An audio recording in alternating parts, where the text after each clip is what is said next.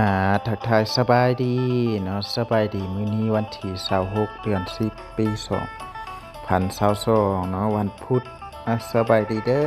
อผู้ที่มักเสี่ยงโชคมักเสี่ยงดวงเนาะมื้อนี้เลขเวียดเลขลาวเนาะผู้ใดมักเลขเวียดก็ซื้อเลขเวียดมักเลขลาวก็ซื้อเลขลาวเนาะมาลุ้นเลขทูปน้ำกันว่าเลขทูปมื้อนี้จะออกมาเป็นเลขหยัง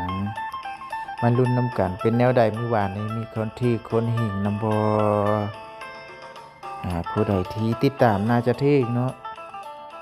ถ้าผู้ใดที่มักเสี่ยงโชคมักซื้อเลขเวียดเนาะ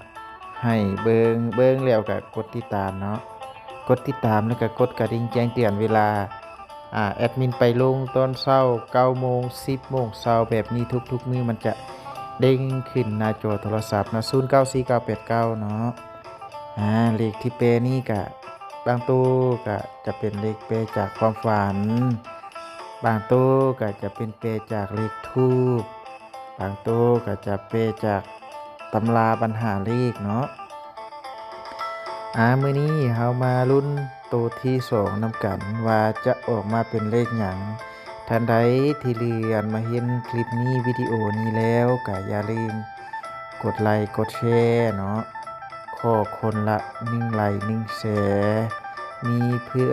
มีหมู่คู่หมู่เพื่อนที่มักซื้อเลขเนาะแชร์ไปให้หมู่คู่หมู่เพื่อนที่มักซื้อเลขเบิ่งหรือว่าแชร์ลงหน้าเพจก็ได้เนาะเลขทูปออกมาแล้วเลข0เนาะมื้อนี้เลขลาวจะมีบ่เลข0เนาะเมื่อคืนนี้แอดมินนอนฝันว่าฟันคักสุดเมื่อคืนนี้เนาะเดี๋ยวสิเล่าให้ฟังเด้อรุ่นโตที่2ก่อน195999เนาะแม่กระเบือเมื่อคืนนี้นอนฝันว่าเห็นมีคนขายยาบ้าเนาะขายยาบ้าแล้วเขาเจ้าทึกจับทึกยึดแล้วผู้ขายหันมีเงิน5ล้านกีบว่าซั่น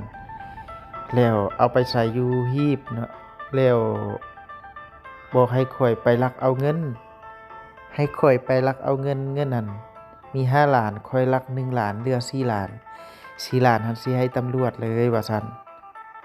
ทุกคนที่แปลเป็นก็ลองเบิ่งเนาะ002060105090เนาะแต่ว่าความฝันเรื่องเงินเนาะสำหรับแอดมินฝันเรื่องเงินจะมีเลขท้าย0เนาะมีท้าย0แล้วก็ฝันเห็นผู้หญิงเอาเงินให้อีกเมื่อคืนแต่ว่าฝันเห็นผู้หญิงอาจจะเป็นเลขท้าย4เนาะท้าย4มื้อนี้ก็